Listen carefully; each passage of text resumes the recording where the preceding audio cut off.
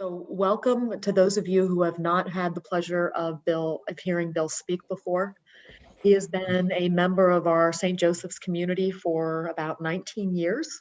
I first met Bill 15 years ago after his daughter, Kristin, was murdered. So unfortunate circumstances that led to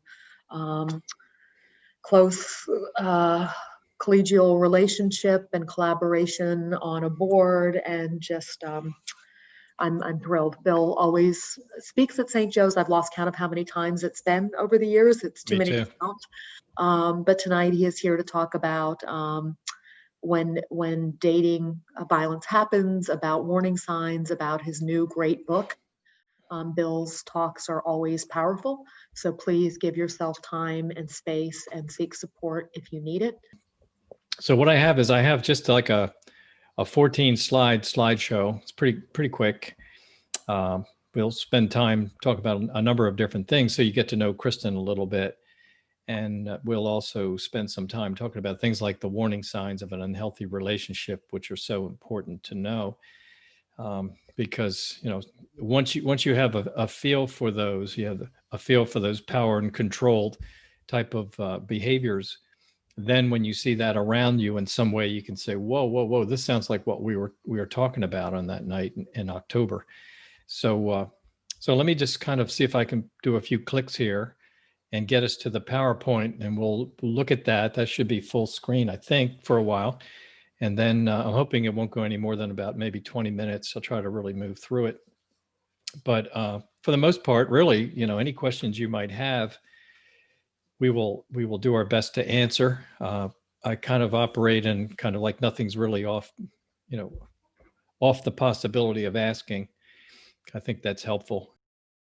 When Dating Hurts is the story of my daughter's story about what happened to her back in 2005, which of course for most people on this Zoom meeting tonight seems like a very long time ago, but having such a tragedy take place at our house, it feels like it was really yesterday or even earlier today, since we're always constantly being reminded about it.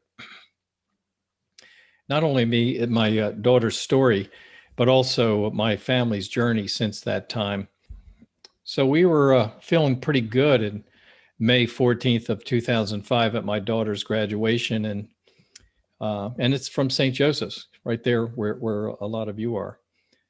The upper left is my wife, Michelle, and my daughter, Kristin. Bottom left is one of Kristin's closest friends who actually went to Penn. And we met her the day of the graduation. And, but, on that day, she never looked more radiant or seemed more proud or more excited and happy and really ready to take on the whole world. She was very excited. She had a job already lined up with General Mills in Dresher, Pennsylvania. She was going to go there as a sales associate, and she was going to get a little company car and things like that. And she just felt like, wow, look, I really did it. She was very excited. So a few more pictures, but this is on the left, of course, it's my son, David, and Kristin and Michelle and me. And on the right, Kristin and David. One of the great ironies with that picture on the left of the four of us is that that was the last picture ever taken of us as a foursome, and it was taken by her boyfriend, who 20 days later killed her. So he actually was the one that took the last picture of us, and of course he's the one that ruined the picture for us too. Didn't know very much about him at that time. Two things really. One of them was that my wife, about a month before this, had a conversation with Kristin. Now, we live in the Baltimore area, and Kristin was at St. Joe's. But my wife had a conversation with Kristin, and she said to Kristin at one point, "Tell me about this guy that you're dating." And all she really had to say was, Mom, it's not a perfect relationship. And didn't really talk very much about it after that. And my wife told me about that, and I said, "Well, what else did you hear?" And she said, "I don't know. I mean, I just kind of think this relationship's not going anywhere, and I think that it's running out of gas and it's probably going to end soon." And so I was actually a little bit surprised that he was there on graduation day, because I thought it would have even ended by then, but it was still going. at least in some way. The other thing that I thought was remarkable really was that the day that I met him, the day that picture was taken, that when I first met him, Kristin introduced him, I shook his hand, I looked at him, and my immediate impression was I would never want to tangle with this guy. I mean, very strange to be thinking, here's this person, my daughter's dating this person, and boy, I wouldn't want to get into a fight with this guy. That's just exactly how I felt at that moment.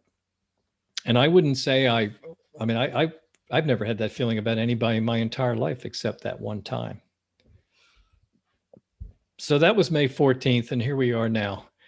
Kristin Mitchell, June 2nd. Not all these pictures were taken then, of course, because you see the graduation picture in the middle there with her. But, these are still around that time. And you can see she was a very, she was a bright spot in a lot of people's lives. I think these pictures really show that. The bottom right picture actually was taken by the guy that would kill her. That probably was about 2 weeks before he killed her. The one at the top of Kristin in the kitchen was in a new apartment that she had just moved into. And that picture was taken actually within a week of her being killed by him. And he took that picture too. The picture there at the St. Joe graduation is, again, Kristin with her friend Samantha, who was probably, I'd say, if not her best friend, one of her closest friends in college. And then the young woman on the right there is Felicity, who was her closest friend in high school, who came up for the graduation. The series of pictures at the bottom are actually selfies. And in 2005, I don't even think we called selfies, to tell you the truth. But in those pictures, she had someone else she graduated with next to her. And so she took a series of shots over the course of an evening. And then I just photoshopped them in a row like that. But I didn't even see those pictures till about a year and a half after she was killed. They were on a digital camera that she was given at her graduation. And I didn't get the camera back for a year and a half, but that's when those were taken.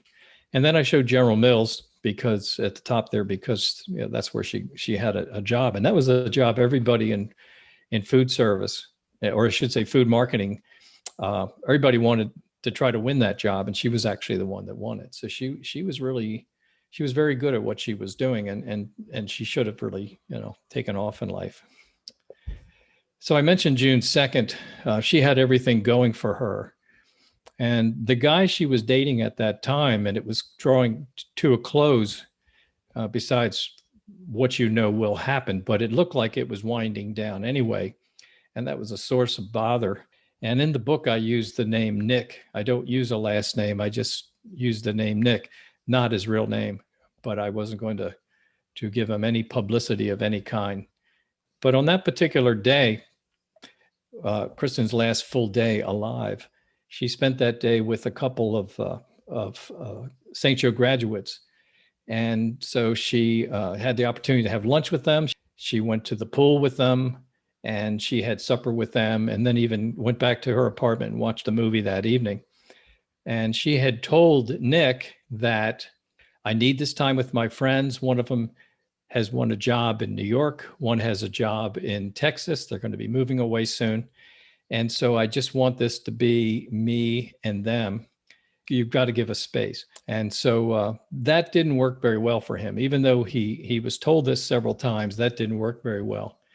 And really spent that particular day very jealous of her spending the day with her friends, and then interrupting her with texts and phone calls. I mean, they were just peppered throughout the day.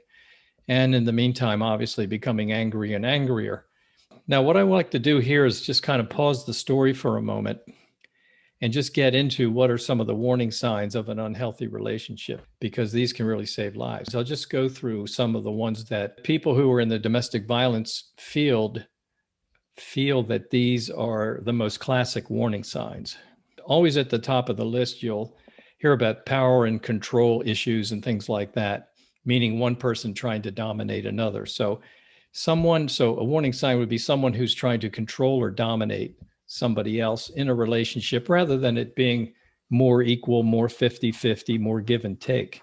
That's not the way that works in those kinds of relationships. Someone who exhibits extreme jealousy or possessiveness in a relationship. And then I just mentioned a moment ago how jealous she was that day, but he was jealous of everything she did when she was away from him. He wanted her whole life to be only about him. He didn't want her to have any time off from him. Constant put downs. Now, this list is not just about Kristin and her relationship with Nick. These are the classic warning signs. In some cases, I'll mention Kristin if it applies. I do know that he used to get on her from time to time about her weight, and he might say, wow, boy, it looks like you're picking up some weight. In one instance, he said that to her. And so I guess she was watching what she was eating for a couple of weeks. And then he got on her and said, wow, you look a lot different. Are you seeing somebody else? So whether the idea here is that you're always wrong. But constant put downs could be somebody that comes up with a nickname for you that you don't like, something about the way you look or something about, I don't know, ethnicity or where you live or something like that. But it's used as a weapon, isolating you from your family and friends. Yeah, that was a big one for this guy. He was always looking for opportunities, again, to just kind of like get her to himself. Now, Kristin graduated on a Saturday, which was that May 14th, 2005. My son and I, after that, got in one car and we headed back home because I had work and he had high school still. My wife got in her car, Kristin got in her car, but the two women then went to Ocean City, Maryland to spend a few days. So while they were down there, they're supposed to be there for 2 or 3 days. And this guy came up with a way by taking pictures of a meal that he was putting together back in the Philadelphia area where Kristin was living now in this new apartment. But he put together something with the insinuation of, oh, what, you're going to come back tonight, right? Because I'm putting together this whole meal. What do you mean you're coming back tomorrow? You're coming back tonight, right? So just different ways, again, of kind of like making it all about him, keeping you to him. Somebody that maybe checks your cell phone or your email, your text without your permission. One of the things that he did one time was Kristin was busy with something else for a while and he had access to her computer and he went on to Facebook, then kind of went on and masqueraded that he was her and then was asking her friends about, gee, what do you think about Nick? She somehow found out about that. But somebody who picks up your cell phone and wants to know who's been texting you lately or wants to know who you're calling, that's a warning sign. That's somebody who, you maybe don't want in your life. Somebody checking up on you constantly via calls or texts. I talked about that early with Kristin trying to spend time with her friends on June 2nd, making you feel nobody else would ever want you. I don't know if that happened in her case. Part of it is it's like, wow, you're lucky you have me. No one else would ever want you, that type of thing. So making you feel you can't do anything right. Some of you may have heard of a term that's sometimes used called gaslighting, but somebody that is always looking for faults in you and underscoring that to make a bigger point. Part of it is to get you weak, to get you off balance.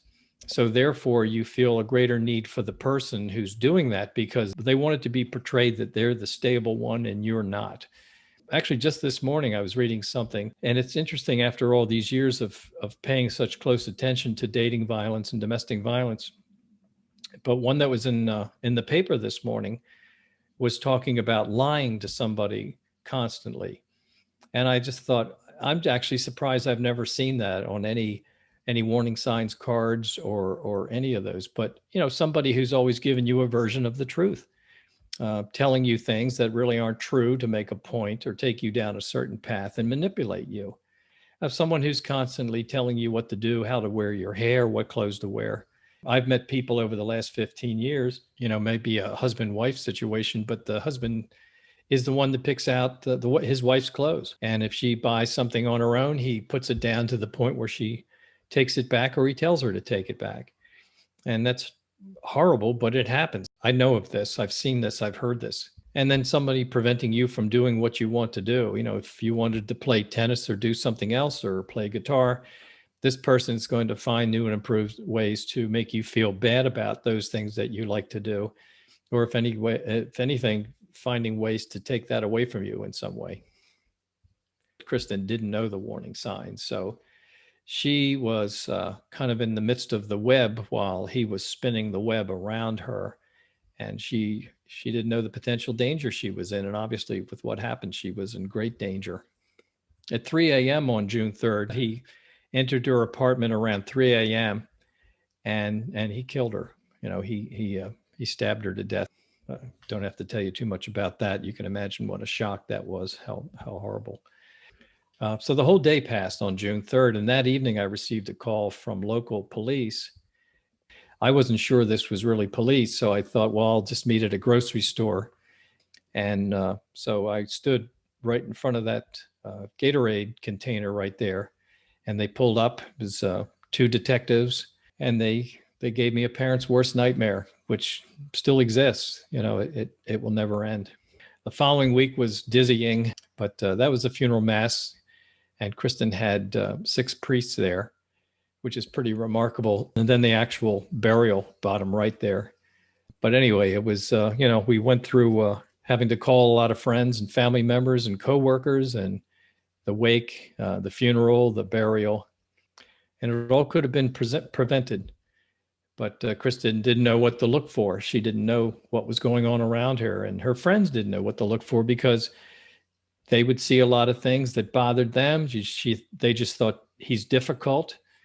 They didn't know what to do. They actually were thinking about doing some kind of an intervention over the weekend, but Kristin was killed in the early hours of a Friday. Her teachers didn't know, and I mentioned that only because she saw one of her teachers a few days before graduation, and besides the job at General Mills, this teacher asked, "What else have you got going on?" She says, "Well, I've got a boyfriend, but the relationship's kind of difficult, and I don't really know what's going to happen with that." And he asked a little bit more about it, and she said, "No, I've got it. I can deal with this guy." And that was that for that conversation. He didn't really pursue any more than that. And as you know, Kristin's parents did know what to look for. That once you discover warning signs in somebody that if you're a bystander to somebody it could be a friend at school, or it could be a family member, it could be anybody. You just kind of want to get them to talk about it. So that's really important. But anyway, she didn't know what to look for, but you do. For those who hear about dating violence now and then and don't know how prevalent it is, because I can tell you, I didn't know really anything about it. When I got a call from detectives, now I know. I know more than I ever wanted to know. But the only statistic that I use is this one to underscore the prevalence. And that is that 1 in 3 women will suffer serious physical violence in an intimate partner relationship. 1 in 3, 33% of women will suffer serious physical violence. And you think about it, and this is supposed to be a loving relationship we're talking about here. This is not you're walking down the street and somebody jumps you and hurts you. And typically it happens between the ages of 16 and 24. Now, I've had people, when I've given a speech, who are 12 or 13 come up and say to me, "Wow, I dated this guy for 6 months, and I kind of thought he was really great, but then all these different things happened. Until I heard your speech, I'd never thought of it as abuse, but it was abuse." And they were just happy that they knew what it was. They just thought that they couldn't make it work, or he was just difficult, because maybe guys are just difficult. This one young woman didn't realize that this is not the way it's supposed to be. There's nothing normal about this. There's nothing good about this. And then I've had people, when I've given some talks, who have to be easily in their 50s, who are married or dating somebody and going through something like this too. So the 1 in 3 statistic really holds up. And really, my last slide is that the signs that parents and friends should look for are in here, and a whole lot more. The book contains those signs. It has a whole lot of other things. The 1 in 3 statistic I talked about is really important. But the other one too, which took me a while to really get my head around, was that the prevalence of this type of thing happens in every neighborhood equally. And when I used to think about domestic violence, if somebody would have asked me years ago, domestic violence, where does that happen? I'd probably say, well, probably doesn't happen around where I live, but it probably happens in some depressed part of town. It's absolutely wrong. It happens equally everywhere. I've read the research, I've seen it, I've talked with people who've done the research. So it really is. And that's why really it's so important to know the warning signs. So that's Kristin's story. I hope some of you get a chance to see the book. It's in paperback. It's also an ebook. You can only get it through Amazon. I know already that the information that's in this book can save lives, and it already has. So, but that's really kind of it. And my question, as a parent is, what do you say to help your child, to help a friend? Many of the folks who are on this webinar may have people in their lives that they're concerned with. So what do you wish somebody had said to Kristin? Well, it's interesting because I don't have to go back 15 years to think about that type of thing. I actually mentioned this book a few months ago. Well, it's probably now February. It was pre-masks and really knowing about COVID very much. But I was speaking at a high school Kristin graduated from near here. And so I spoke there, and I actually handed out little warning signs cards that we have that are wallet sized. So, but months passed, and this one young woman who now is a freshman in a Pennsylvania college reached out to me through email and said she had a roommate who was going through this right now. I mean, probably right at this moment, this is still happening. I'm sure it is. But so, that was really the test case for, well, what would you tell her? What would you do? Right. And so what I said was, for one thing, if you do, you have to do something. I said, the key thing is you have to do something. I had a few things. One of them was that her roommate was willing to talk about it. She would tell her about some of the things that happened and how he acted about things. I mean, he was the kind of guy that on the first date pointed to her and said, "You're my girlfriend. Okay. That's the way this is going to be. You're my girlfriend." And then somewhere on the second or third date started to ask her to refer to his parents as her in-laws. I mean, that's bizarre. That is. But you can see how he kind of jumped from "I just met you" to I'm taking over this relationship. So what I said to her was, the fact that she's willing to talk to you is really important. And the key to having her talk about it is to have her talk about it to the point where maybe one day, some moment of one day, she'll talk herself into the reality of what's going on. Because somebody who's in a relationship like that will not come out of it until they want to come out of it. That's really important. I mean, you can't yell at somebody and get them to stop, whether you are the best friend, a casual friend, a coworker, or mom and dad. You can't yell somebody into stopping a relationship. If anything, you might drive them right into it deeper. Right. And I think that's a really critical point that you're making, Bill, is continuing to be there, because part of the abuser's tactic is to isolate and to keep them away from family members and friends and people who love them. So by giving them an ultimatum, by laying the line down, then you're really driving them closer possibly to that abuser. Right. It's like, you break up with that guy or I'll never talk with you again. Right. If the guy knew about it, he'd think that was a big victory. It's like, wow, I don't want you talking to your friends. I want it to all be all about me.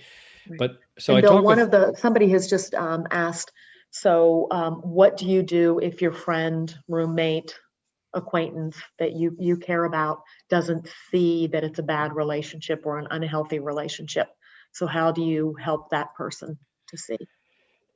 Well, that's really tough. And that to some degree is what's going on in this situation that I was telling you about, that she has the pieces, but I don't think she's actually looked at them as unhealthy or some version of abuse. I mean, she hasn't been hit by this guy. So she's probably looking at it like, well, he's different and I've never dated somebody like that, but I really love him and you don't see the good sides of him and that type of thing. So yes, it's very hard to drive them to get counseling, to push them, not drive them, but to push them into counseling when they're looking at it like, I don't need counseling. There's nothing wrong with me. I think you just want to keep the conversation going. But that person, that friend has to, I mean, this is a big responsibility thing we're talking about here, because that person needs to get more information too. I mean, that person could go to, if they're in school, to a counselor at school, or get on a domestic violence hotline and make a call, or call a local DV agency. There's plenty of them around. In fact, I know more around the Philly area than I do where I live, because I'm always in touch with them up there. But you want to kind of keep filling your head with good information.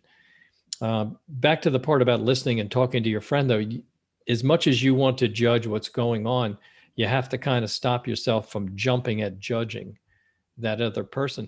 One of the things that can happen is you can kind of become the next abusive person in their life, because now every time they see you, they think, oh God, here it comes.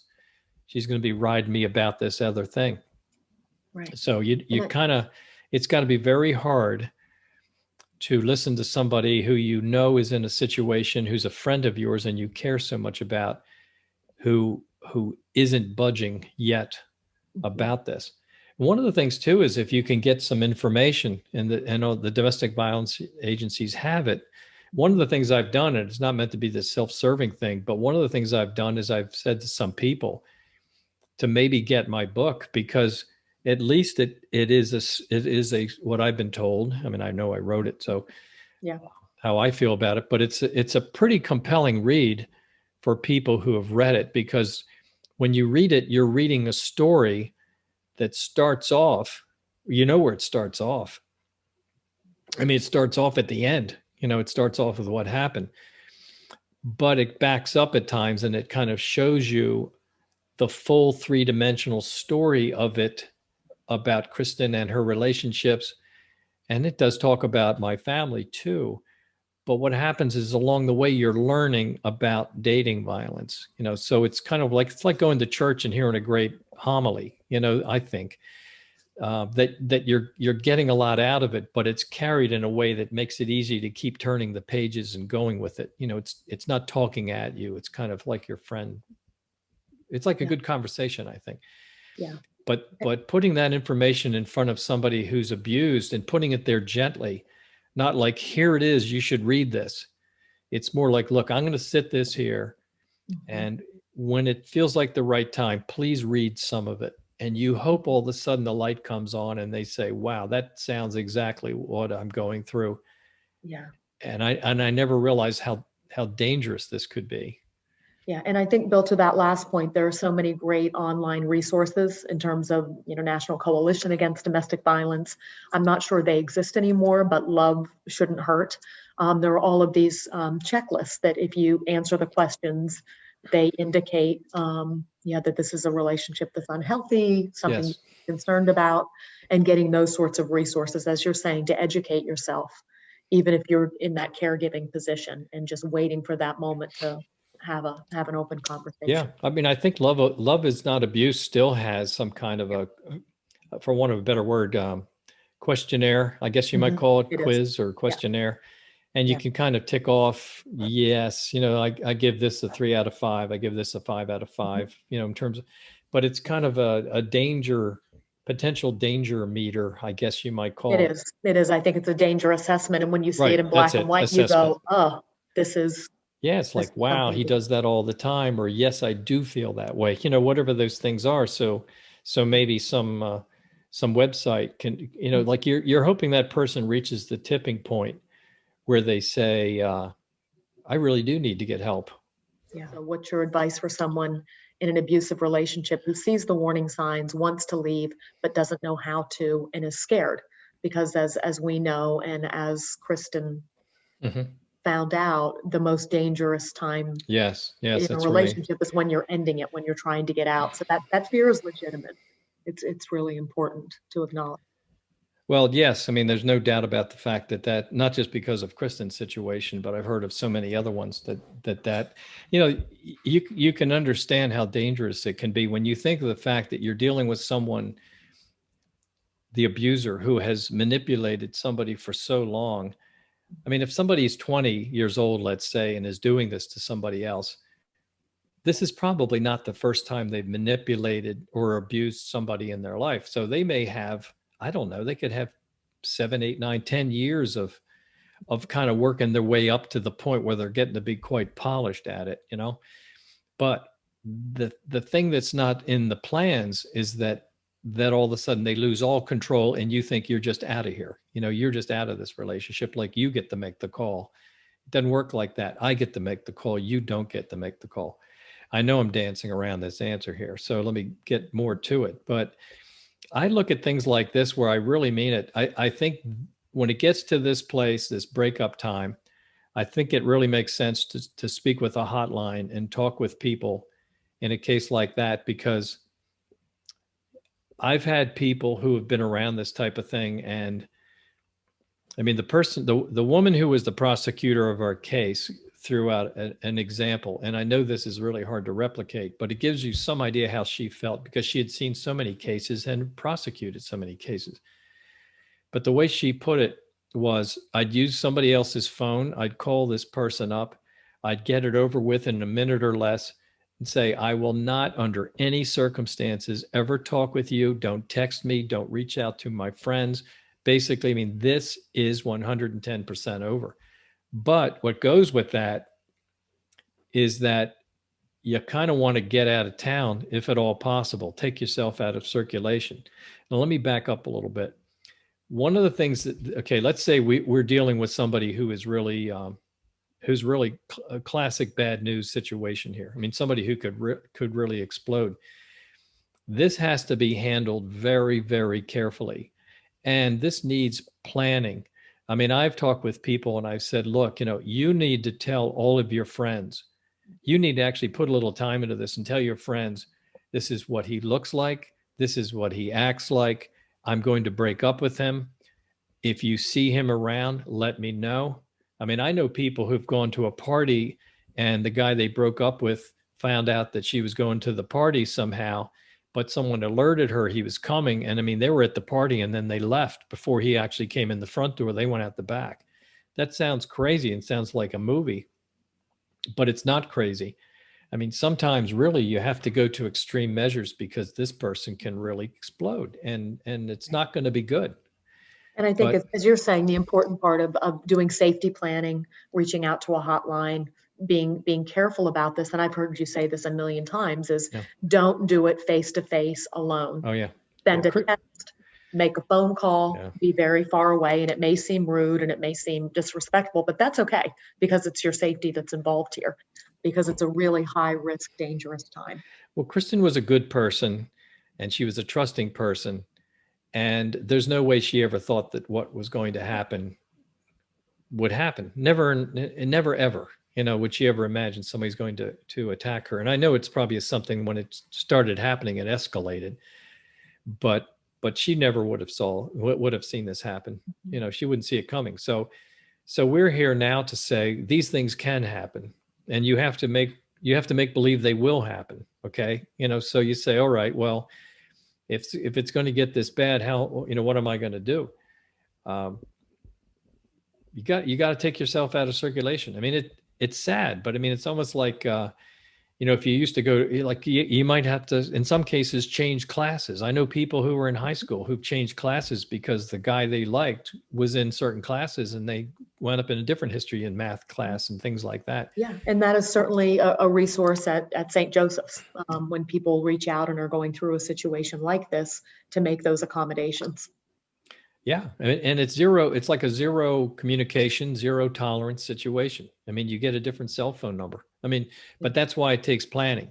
There's a whole lot of things that you want to do so that when you make that 1 minute or less phone call, that person has a very difficult time catching up. And that's not going to make them happy either. Mm-hmm. But at least you're not going to be walking down the same street you always do at 4:15. There was a situation that happened in the Philadelphia area a few months ago where a young woman always took the same train. I guess it was the beginning of summer, and she graduated. I think she had graduated from high school, and she was going to be going to dental school. But it was known to this guy who she had been dating that she always parks her car in this lot and catches the train at 7:30. And so he was going to go there. She had broken up with him, but he was going to go there for one last shot at seeing her or talking her into something. And so she was on the same routine. And in this particular instance, he brought a knife with him, and he killed her right there. So I don't know, you have to expect the worst. And for that reason, it takes planning. You want to get as much information as possible, but you have to, unfortunately it's so bad. I mean, that's why I try to put such an emphasis into the warning signs and all of that. It's kind of like I want people to bail out before it gets going, because on the other end of it, it's so hard. And the young woman I talked about has been dating this guy for a year, who's in college now. She's in college in Pennsylvania. So a year, this guy has a lot of expectations. He's not going to take it well. Yeah. He's just not. It's probably it's going to get dangerous. Right. And I think that's such an important message is the nature of it, and that it is an incredibly dangerous time. So Bill, we have a comment from a student who has another obligation at 8, but wanted to say thank you, that she's heard you speak several times, and how brave it is of you to speak your truth. Oh, that's nice. It is. And another question from an attendee: how do you help a parent who's in a domestic violence situation? So not just a friend, not just somebody you care about, but actually a parent that you're watching go through this. So the parent's in it, not the parents watching a child go through it, right? Right. Okay. The thing with domestic violence is it always escalates. It escalates in frequency, and it escalates in what's happening. Meaning, if it's violent, it'll be more violent, or if it's frequent, it'll be more frequent. So it doesn't go to a good place at all. So you want that person out of there. I mean, you just do. Now, when there are children involved and a lot of things like this, now that's really complicated, right? But you definitely want that person. I know I keep pointing in the same direction, but to talk with a hotline or find time to get to a counselor and sit down and see what the options are, because hanging in there is a bad idea, and I think hanging in there for the kids is a bad idea. I'm sorry. I mean, I'm a very zero tolerance guy on this stuff. It doesn't do anybody any good to have mom beat up, or whoever it is. I mean, it could be the other way around. I realize that, but typically it's the woman who's bearing the brunt. But it doesn't do anybody any good to be in that situation. And if it gets to the ultimate, then mom's not there, and that's not good. So, but I would just try to urge that person to seek help, and to try to stay out of the middle of that, because there are a lot of innocent bystanders that get hurt in those situations, or somebody thinks they're going to show somebody something. Doesn't usually play out very well. I've heard enough of these things, but I don't know. Do you have a better answer than that, Raquel? No. I think seeking support, calling a hotline, doing safety planning, coming up with your own safety planning. If the parent isn't ready to get out of the relationship, having a conversation. I think so often parents believe that their children, no matter what the age, don't know what's going on. So just having that conversation and acknowledging that you are aware of what's going on and that you're concerned. I mean, what happens with these types of things oftentimes, and I don't know in this particular case, but it goes from emotional abuse into physical abuse, and then there's financial abuse. There's all kinds of areas where all of a sudden, let's say it's a man and wife, because I don't know, but it's easier to imagine it maybe this way. But, he takes her credit cards away, or he sells her car for her. Now she doesn't have a car. She doesn't have money. She can't really do much of anything. She's like a captured animal in that house. And on top of it all, it's just plain dangerous.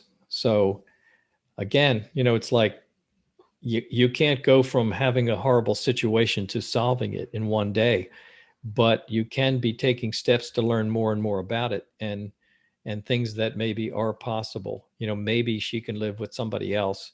Maybe the kids can go with her to a different situation. There are halfway houses that every domestic violence agency puts people in. And by the way, this year with COVID going on, there's so many, I'll say it again, but women who are in these situations, and then all of a sudden there are lockdowns and things like that. So the abuser's in the house and doesn't even leave at different times like it used to be.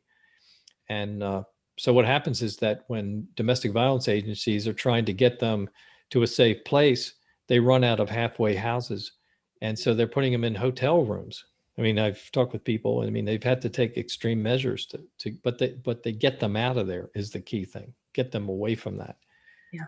Well, and as you're saying, COVID, that's one of the implications that many people don't know about is the increase in domestic violence, the ability of the abuser when you're with them in a lockdown situation 24/7 to manipulate and control and intimidate.